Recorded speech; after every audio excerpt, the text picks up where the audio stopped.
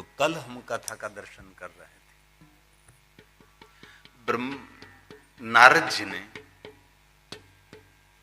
शिव गुणों को श्राप दिया।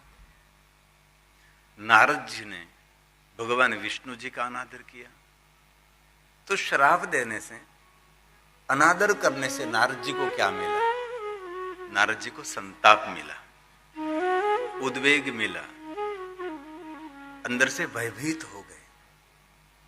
इसलिए दूसरों को श्राप देने से, श्राप देने वाला कभी सुखी नहीं होता। इसलिए थोड़ा सा पीछे हट जाओ, थोड़ा सा मैं मौन रहूं, थोड़ा सा सहन कर लीजिए, लेकिन कभी दूसरों को श्राप नहीं देना। बहुत लोग ऐसे होते हैं, उनके जीवन में श्राप देने की उनकी आदत रहती है। बहुत लोगों को देखा है, कभी गलती से भी किसी को श्राप नहीं देना। हम सबको ये गांठ बांधकर ये निर्णय लेना है। बात बात में हम श्राप दे देते हैं किसी को, नहीं, कभी नहीं। भगवान श्री हरि विष्णु जी ने कहा, नारद जी आपने श्राप दिया तो आपका जितना पुण्य था सभी पुण्य का क्षय हुआ। और बहुत सारे ऋषि मुनियों की कथाएं, ऋषि मुनि कभी किसी को श्राप देते थे, कभी कहीं न कहीं श्राप दिया है। हाथ में कमंडल रखते थे, हाथ में जल लेकर श्राप दे देते थे। तो श्राप देने के बाद ये ऋषि समाज के बीच में नहीं रहते थे। ये ऋषि हिमालय पहाड़ों के कंदरा में चले जाते थे। क्यों? क्योंकि उसको पता है कि मैंने श्राप दिया तो मेरा जितना पुण्य है सभी पुण्य मेरा समाप्त हो गया है।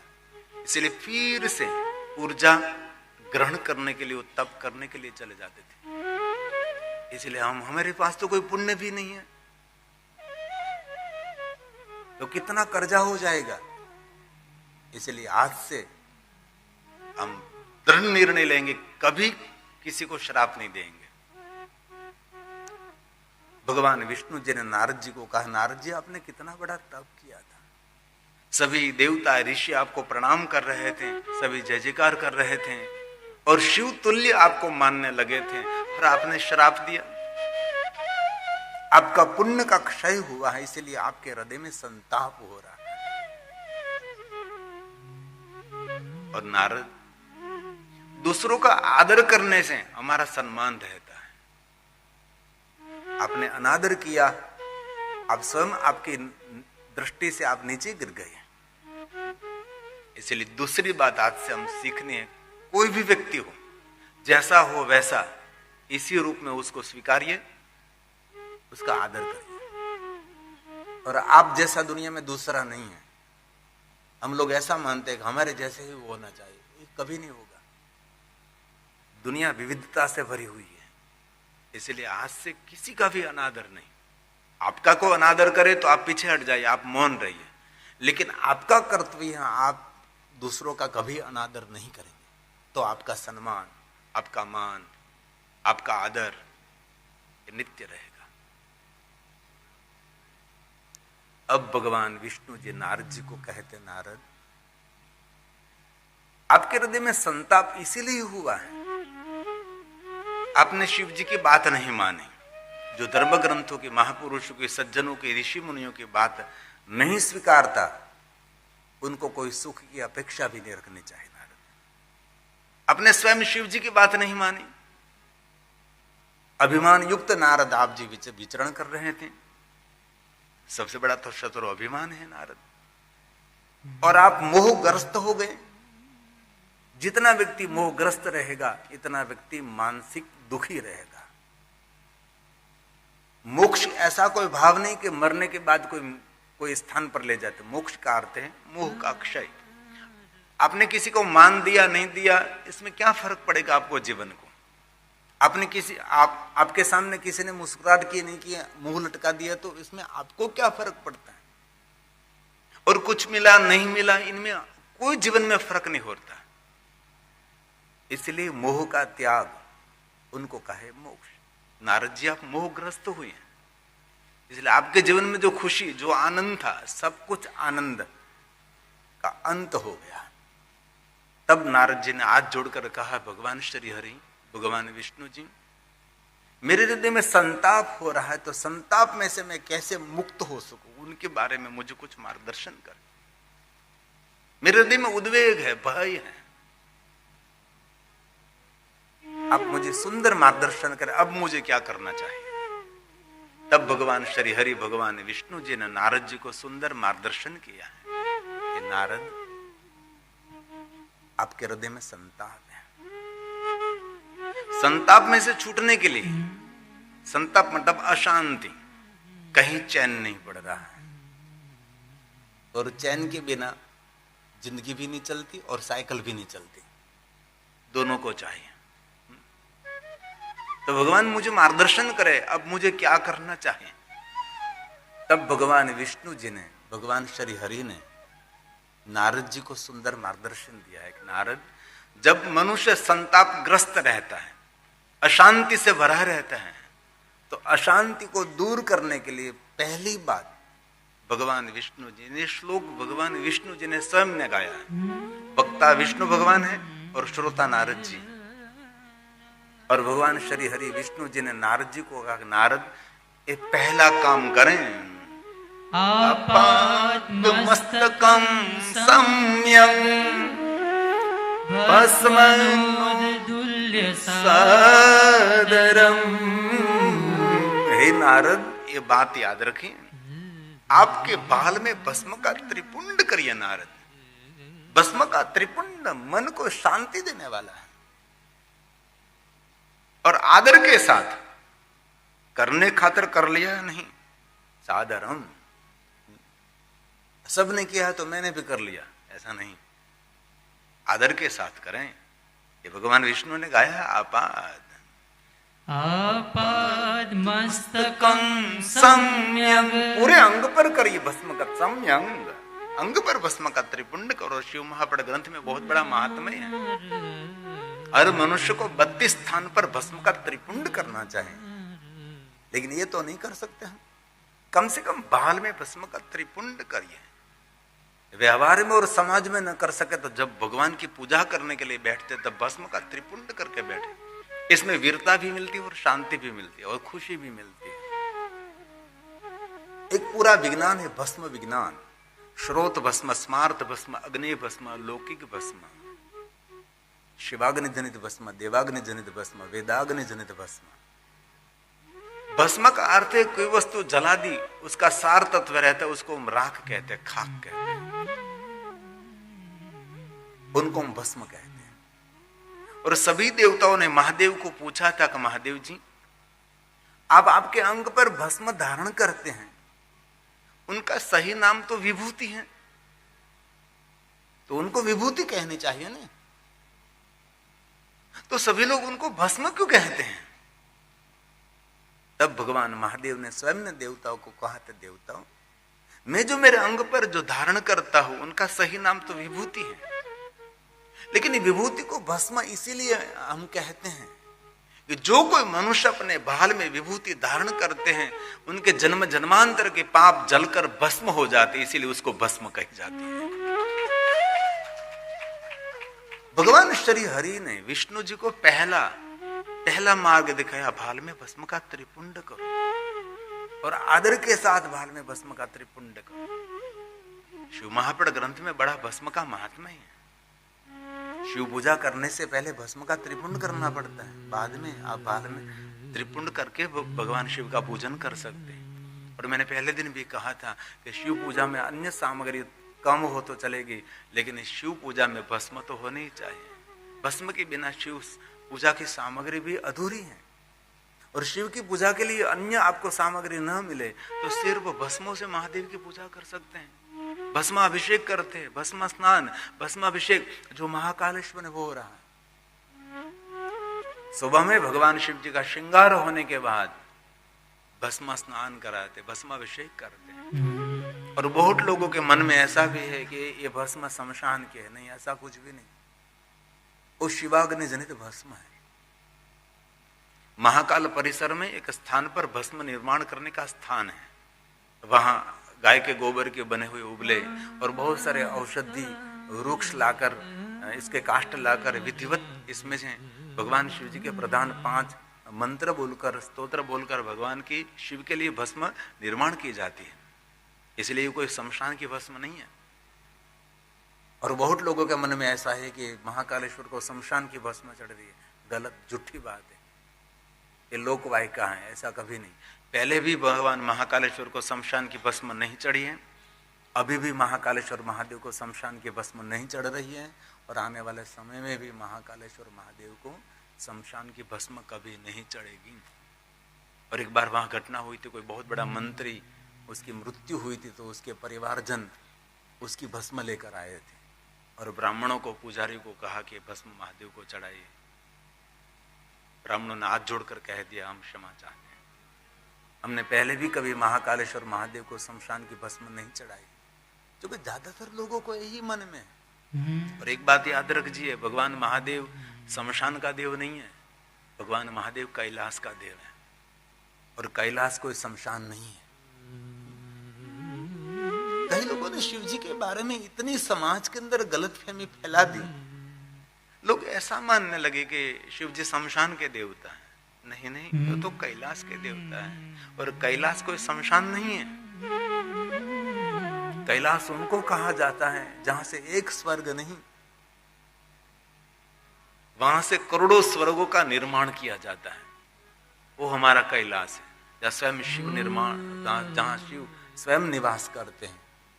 कई लोगों ने शिव जी के बारे में इतनी समाज के अंदर गलतफहमी फैला दी, अकल्पनीय। भगवान विष्णु जी ने स्वयं ने नारद जी को भस्म के लिए कहा है कि नारद जी भस्म का त्रिपुंड करिए, भस्म को धारण करिए। और ये भी कहा है कि किसी के भाल में आपने भस्म का त्रिपुंड देख लिया तो पुण्य देने वाला है। जो धारण करता है उसको तो पुण्य मिलेगा, लेकिन किसी के भाल में भस्म का त्रिपुंड आपने देख लिया, वो भी दर्शनीय है। ऐसा बहुत सारा महात्म्य भस्म का शिव महापड़ ग्रंथ में है, जिनको भस्म महात्म्य कहते हैं। कभी कभी प्रश्न उठता है कि भगवान विष्णु जी ने और तिलक के लिए नारद जी को क्यों प्रेरित नहीं किया। भगवान विष्णु जी ने नारद जी को भस्म के त्रिपुंड के लिए कहा, क्योंकि भस्म का त्रिपुंड ये भगवान शिव जी की भक्ति का एक प्रतीक है।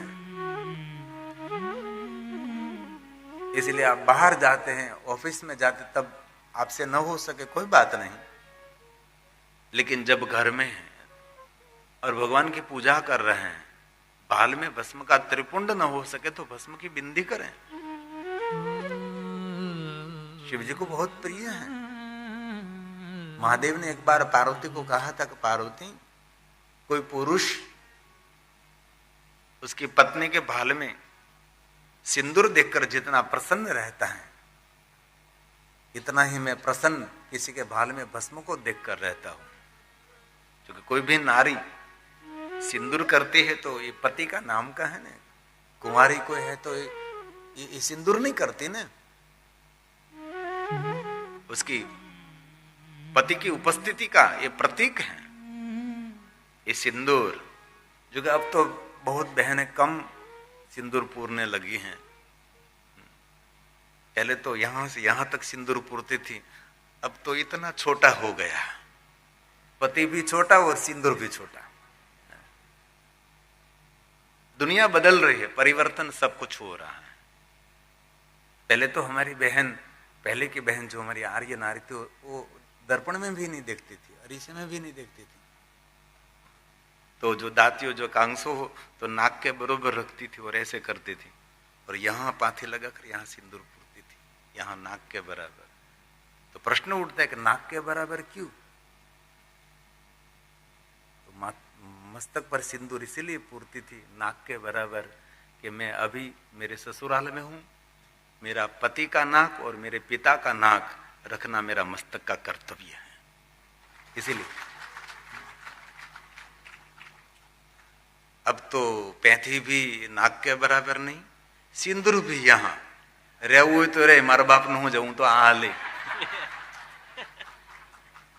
अब तो पूरी दुनिया बदल गई, बाप नु के पति नु रहू तो रे, न रहे हूं तो आ ले मारे शू। और बहुत सारे मोटिवेशन कर भी ऐसे होते हैं, आपकी सुख की इच्छा करें, आप जिए, ये स्वार्थ भाव नहीं होना चाहिए। हम भी जिए और दूसरों को जीने दीजिए। आप भी आनंद में रहे और दूसरों को आनंद में रखने का प्रयास करें। बहुत सारे मोटिवेशनकार ऐसे होते हैं, लोगों को स्वार्थी बना रहे हैं। नहीं नहीं,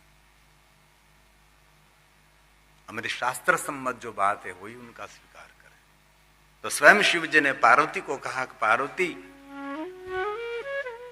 कोई पुरुष उनकी पत्नी के भाल में सिंदूर देखकर प्रसन्न रहता है तो मेरे नाम का है, वैसा ही मैं प्रसन्न रहता हूं किसी के भाल में भस्म का त्रिपुंड देखकर। बहुत सारा महात्म्य शिव महापड़ ग्रंथ में। और भस्म का दूसरा अर्थ है नाशवंत। जो कुछ दिखाई दे रहा है सब कुछ नाशवंत है, सत्य है। दुनिया, ये भुवन, सब कुछ तो नाशवंत है नहीं है, पता नहीं, लेकिन इस सुंदर सुवर्ण जैसा शरीर आज ने तो कल, ये तो सत्य है, मुझे कहना नहीं पड़ेगा। इस शमशान की भस्म ही है और कुछ भी नहीं है।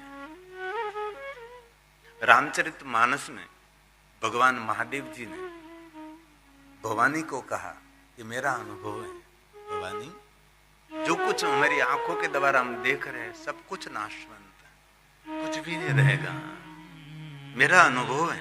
और शिव जैसे अनुभवी कौन? जान पोगे रवि, रवि मतलब सूर्य, ये रवि हमारा रवि, ये भी कथा का प्रकाश मिल रहा है, वो भी रवि, दुनिया को प्रकाशित कर रहा है वो भी सूर्य, वो भी रवि। और कितने सालों से उनका संकल्प था कि शिव महापुराण कथा का आयोजन करना है, शिव महापुराण कथा का आयोजन करना है, लेकिन वो बात बन नहीं रही थी। लेकिन एक ही बात उसके मन में, चित्त में निरंतर थी कि शिव महापुराण कथा का आयोजन करना है। और अब तो मैं कहता हूं शिव महापुराण कथा का आयोजन तो हो गया, लेकिन आपको शिवालय भी निर्माण करना है और हो जाएगा। संकल्प सिद्धि, आपने जो संकल्प किया वो भगवान शिव जी पूर्ण करते हैं। तो स्वतंत्र शिवालय, भले बहुत बड़ा ना हो, छोटा हो, लेकिन शिवालय एक यंत्र है और शिवालय एक मंत्र भी है।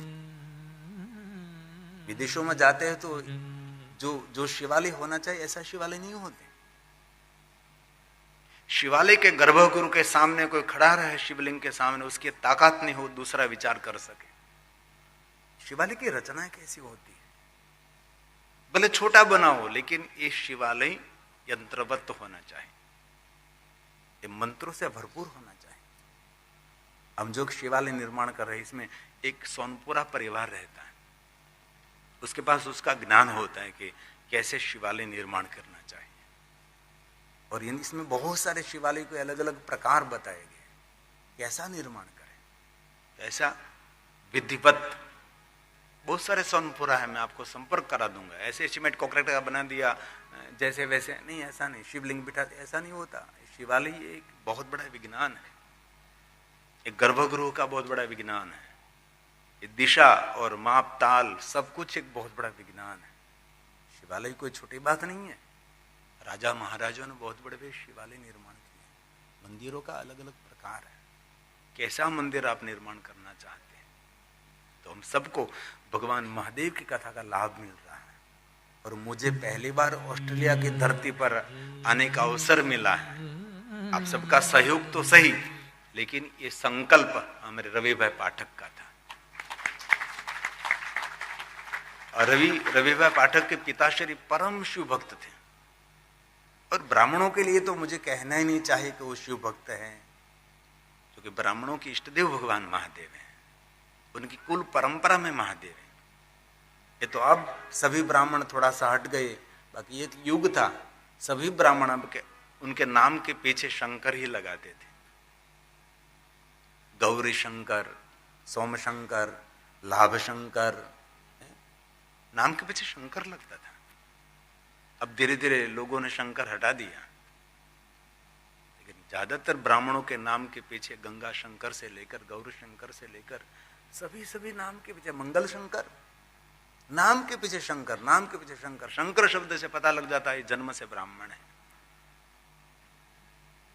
अपने कुल देवता भगवान महादेव है ब्राह्मणों को। और शिव महापुराण ग्रंथ में भगवान महर्षि वेदव्यास जी ने वेदना भी प्रकट की कि कलयुग आने पर जिनके इष्ट देव भगवान महादेव हैं, जिनके कुल देवता भगवान शिव हैं, ऐसे ब्राह्मण भी शिव जी को छोड़कर अन्य स्थान पर भटकने लगेंगे।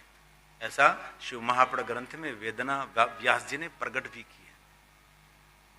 इसलिए कहीं भी आप जा रहे हो, लेकिन शिव जी को छोड़ना नहीं है। ब्राह्मणों का इष्ट देव भगवान महादेव है। इसलिए रवि भाई को बहुत हृदय से मैं धन्यवाद व्यक्त करता हूं कि मुझे ऑस्ट्रेलिया दिखाने का यश मेरे रवि पाठक को मिल रहा है। हमने बहुत सारे देश को देखा, लेकिन ये ऑस्ट्रेलिया नहीं देखा था। और मैं जब मैप में नक्शे में देखता तो मुझे डर भी लगता था, नीचे कहां जाऊं।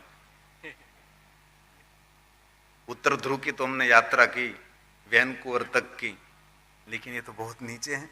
वहां तो दक्षिण ध्रुव आ गया है, वहां तो पृथ्वी झुकी हुई है। बाद में पता लगा कि यहाँ के लोग भी झुके हुए हैं। पृथ्वी इस तरफ झुकी है ना, दक्षिण ध्रुव की ओर पृथ्वी झुकी हुई है। उत्तर तो ऊंचा है, उत्तर ध्रुव और दक्षिण ध्रुव। और अब आपको पता होगा कि धीरे धीरे धीरे पृथ्वी की गति बढ़ रही है। बहुत बड़ा विज्ञान है, लेकिन ये हम कम पढ़ते हैं ना, इसलिए समय थोड़ा परिवर्तन हो रहा है। और आज तो 1 घंटे का परिवर्तन हो गया, पता भी नहीं लगा। मैंने यहां कर देखा तो 5 बजे, मैं 1 घंटे में पहले आ गया। बाद में मुझे कहा कि 1 घंटा आज परिवर्तन हो गया। यहाँ है तो 5:10 हुई थी इसमें। बाद में पता लगा वो 1 घंटे पहले आ गए। तो आज तो जल्दी भोजन भी मिलेगा और जल्दी सोने का अवसर भी मिलेगा। 1 घंटे पहले सब कुछ काम हो जाएगा। भगवान शिव जैसे अनुभवी कौन। जहां न पहुंचे रवि वहां पहुंचे कवि। रवि मतलब सूर्य। जहां न पहुंचे रवि वहां पहुंचे कवि, और जहां न पहुंचे कवि वहां पहुंचे अनुभवी। और महादेव जैसा अनुभवी कौन। युग बदलते हुए, कल्प बदलते हुए, मनमंत्र बदलते हुए सब कुछ शिव जी ने देखा है। इसलिए महादेव ने भवानी को कहा कि मेरा अनुभव है। क्या अनुभव है। कहूं मैं अनुभव अपना। शिव जी उनका अनुभव कहते हैं। कहूं मैं अनुभव अपना, सत हरि भजन जगत सब सपना। सत हरि भजन जगत सब सपना। आज से 25 साल पहले मैं हरिद्वार पढ़ता था, मैं अवधूत मंडल आश्रम में। वहां मेरे 100 साल से ज्यादा एक महात्मा जी रहते थे, रुद्रदेव महाराज जिनका नाम था। बहुत विद्वान थे। 3 बजे उठ जाते थे। 100 साल की आयु में अपना काम स्वयं करते थे और 3 बजे उठकर वो चलते थे। और मुझे उनके साथ रहने का अवसर मिला। तो एक बार मैं पढ़ रहा था, इसमें से खोज कर रहा था, संशोधन कर रहा था, लिख रहा था, रात लिख रहा था। पता नहीं लगता कि रात को 1 बजा 2 बजता है, पता नहीं लगता। हाथ में थे पेन गिर जाते हैं तब छोड़ता था। ऐसे तो नहीं होता। बहुत सारी मेहनत करनी पड़ती, बहुत पढ़ाई करनी पड़ती, बहुत पढ़ना पड़ता। ये सब ऐसे नहीं होता है। सुन कर कथा तो ठीक है, लेकिन ज्यादातर वक्ता सुन कर कथा करने लगते हैं। ऐसा नहीं होता, पढ़ना पड़ता है। आचार्यों के चरणों में बैठना पड़ता है, सीखना पड़ता है। दूसरे की कॉपी करने से कुछ नहीं होता। खुद स्वयं को सर्जन करना पड़ता है, खोज करनी पड़ती है, संशोधन करना पड़ता है। तो रुद्रदेव जी महाराज एक बार मेरे पास बैठ गए। मैं लिख रहा था, वो देख रहे थे महात्मा जी। तो मुझे पूछा कि बाबूजी आपको पता है कि रात्रि में सपना क्यों आते हैं। मैंने कभी सोचा नहीं, आप बताइए। तब मुझे रुद्रदेव गिरी ने बताया, रुद्रदेव जी महाराज ने बताया कि रात्रि में जब सपना आता है, तो जब सपना शुरू है नींद में, तब सपना सच लगता है। और इस नींद में से आंख खुल गई तो सपना कैसा लगता है? सपनों को झूठा मानते हैं। ओ तो सपना था। सपने में रोते हैं, हंसते हैं, बहुत सारा भाव प्रकट होने लगता है। कभी तो इतना भयानक सपना आते तो पूजा पसीना से भीग जाते हैं, डरावना सपना आता है। और एक सपना शास्त्र भी है। आपके सपने में क्या आपको दिखाई देता है, उन पर बहुत बड़ा एक विज्ञान है। अभी विज्ञान का संशोधन चल रहा है कि व्यक्ति को रात में सपना आ रहा है उसका रिकॉर्डिंग किया जाए, उन पर संशोधन हो रहा है। अब संशोधन उसका सफल हो जाए, रात्रि में सपना आवे नहीं, रिकॉर्ड हो जाए, हरावे तो वांधो नहीं बाकी जो ऐसा सपना है और ये सपना पत्नी ने सुन लिया, ये संशोधन हो रहा है, सपना का रिकॉर्डिंग होगा। और दुनिया में क्या होगा हम कल्पना भी नहीं करते हैं। हमने कभी सोचा भी नहीं था ये स्मार्ट मोबाइल है मेरे हाथ में आएगा, हम वीडियो कॉलिंग में सबके साथ बात करेंगे, ऐसा हमने कभी सोचा भी नहीं था। क्या दुनिया अभी बदल रही, देखो तो सही। अभी जिन बच्चों ने जन्म लिया है, इस बच्चों को क्या क्या देखने को मिलेगा, कैसी टेक्नोलॉजी, कैसी व्यवस्था होगी, क्या सुविधा होगी, मनुष्य का स्वभाव कैसा होगा, सब कुछ परिवर्तन, सब कुछ परिवर्तन हो सकता है। ऐसा भी रुद्रदेव महाराज ने कहा कि रात्रि में जब सपना आ रहा है तब आंख बंद है तो सपना सच लगता है निंद्रा में, लेकिन इस निंद्रा में आंख खुल गई तो सपना झूठा लगता है। मुझे कहा जीवन में भी ऐसा ही है, जिनकी जीवन में आंख खुल गई उनको जीवन झूठा लगता है, जिनके संसार में आंख बंद है उनको संसार सत्य लगता है। जिनकी आंख खुल गई उनको संसार झूठा लगेगा, लेकिन जिनकी आंख बंद है उनको संसार ही सत्य लगता है ना। लेकिन दुख की बात यह है, जब जीवन में आंख खुलने का समय आता है तब आंख बंद करने का समय आ जाता है। राम नाम सत्य है। जब आंख खुलने का समय आया कहो तब तो सब कुछ पूरा हो गया है, अवसर बीत गया है। समय ऐसे बीतता है कि पता भी नहीं लगता। इसीलिए समय का कभी व्यय न करें, समय का मान दीजिए। इसलिए शिव जी का अनुभव है कि सभी सृष्टि एक सपना समान है। तो पूरी सृष्टि जो सपना समान हो तो जीवन तो एक सपना ही है, छोटा सा सपना है। इसमें जो मिला है संतोष रखिए। आज मैं मेरे भाई के घर गया था, मैं तो द्वार पर लिखा था श्रद्धा सबूरी। श्रद्धा होनी चाहिए लेकिन उसके साथ धैर्य भी होना चाहिए। धैर्य के बिना श्रद्धा कुछ भी नहीं करेगी। सबूरी का अर्थ है धैर्य रखो, थोड़ा सा थोड़ा इंतजार करो, प्रतीक्षा करो। इसलिए शिव जी का अनुभव है। कहूं मैं अनुभव अपना, रामचरितमानस। सत हरि भजन जगत सब सपना। सत हरि भजन जगत सब सपना। जगत तो सपना समान हो तो जीवन का कोई मूल्य ही नहीं समझो, लेकिन मूल्यवान जीवन बनाइए। बाकी धरती पर बहुत लोग आए, बहुत लोग चले गए, कोई किसी को कोई याद नहीं करता। और इस सृष्टि को कोई फर्क नहीं पड़ता, आप आए हैं आप गए हैं, कुछ भी नहीं। कितना ही बड़ा महापुरुष धरती को छोड़कर जा रहा है, रोज फूल खिलते हैं, कभी फूलों ने नहीं कहा कि आज हम नहीं खिलेंगे। कितना ही महापुरुष इस धरती को छोड़कर चले गए। गंगा का जल प्रवाह निरंतर बहता, इसमें कोई बदलाव नहीं होगा। हमारा जीवन में कितना अस्तित्व है। जल में अंगुली रखो, जल में से अंगुली निकाल लीजिए, और जितनी देर तक जगह रहती है इतनी हमारी जरूरी सृष्टि में है।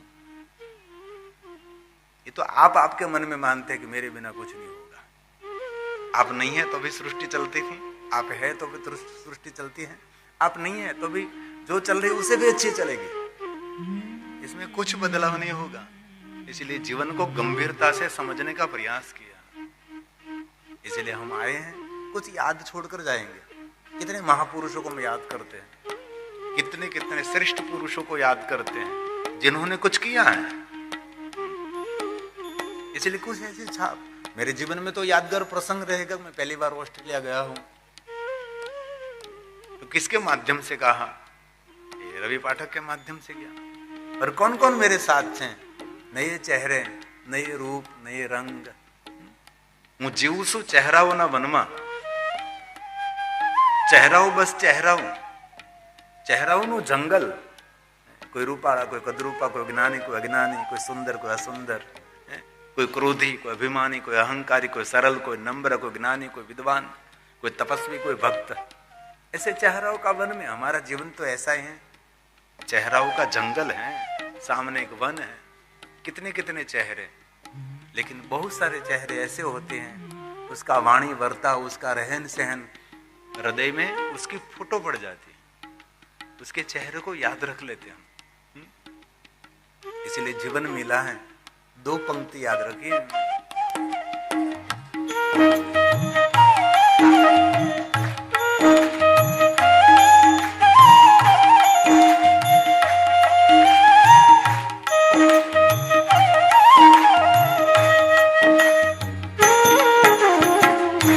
आया जो जग में कर ले तू सेवा, आया जो जग में कर ले तू सेवा, जाना ही एक दिन अकेला, भजन तू कर ले शिव का, भजन तू कर ले शिव का, भजन तू कर ले। साथ में बोलिए, साथ में गाइए। आया जो जग में कर ले तू सेवा, आया जो जग में कर ले तू सेवा, जाना ही एक दिन अकेला, भजन तू कर ले शिव का, भजन तू कर ले शिव का, भजन तू कर ले शिव का।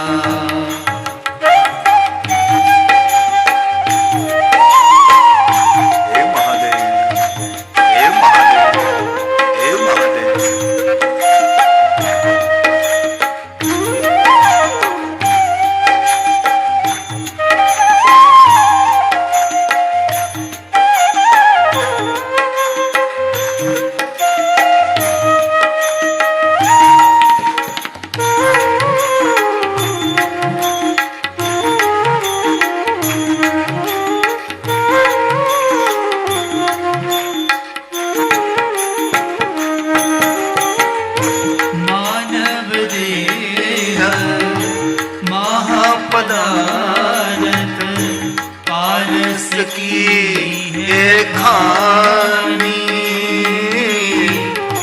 पारस की खानी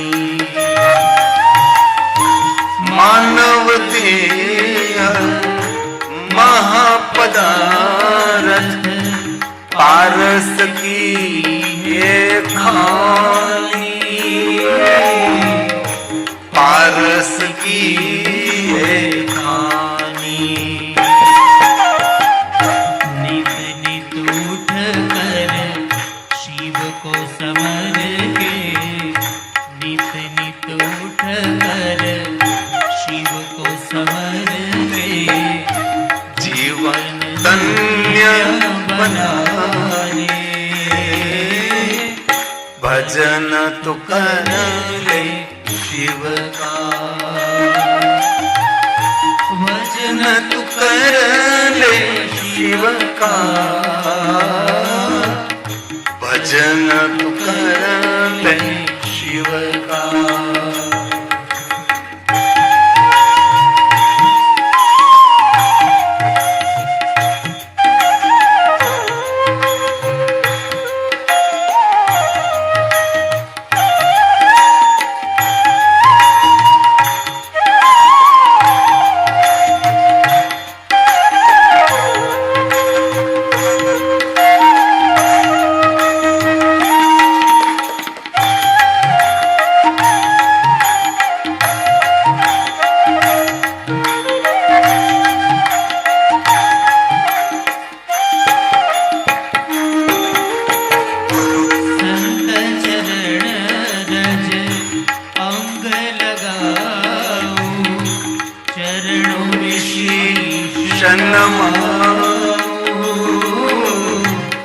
चरणों में शीश नमाऊं।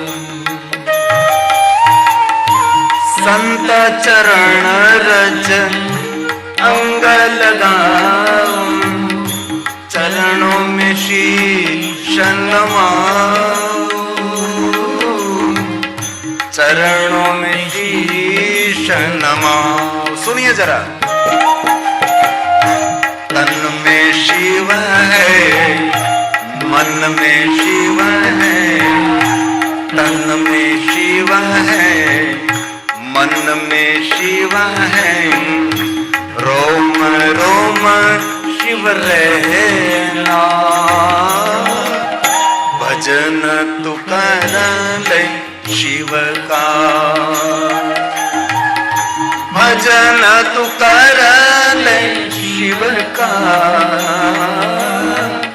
भजन तू कर ले शिव का।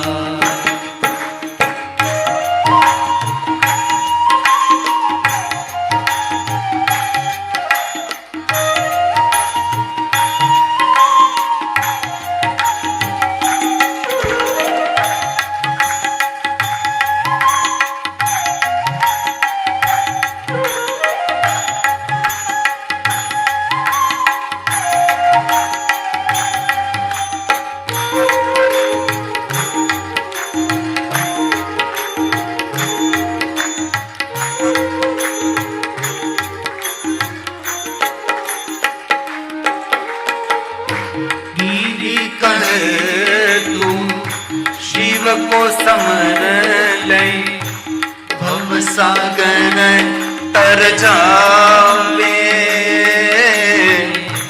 भव सागर तर जावे। गिरी कहे तो शिव को समर ले भव सागर तर जावे। भव सागर तर जावे। मानव गावे दानव गावे। मानव गावे दानव गावे। सब देव शिव गुण गावे। भजन तू कर ले शिव का। भजन तू कर ले शिव का। भजन तू कर ले शिव का। आया जो जग में कर ले तू सेवा।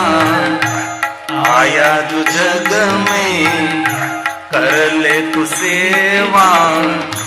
जाना एक दिन अकेला। भजन तू कर ले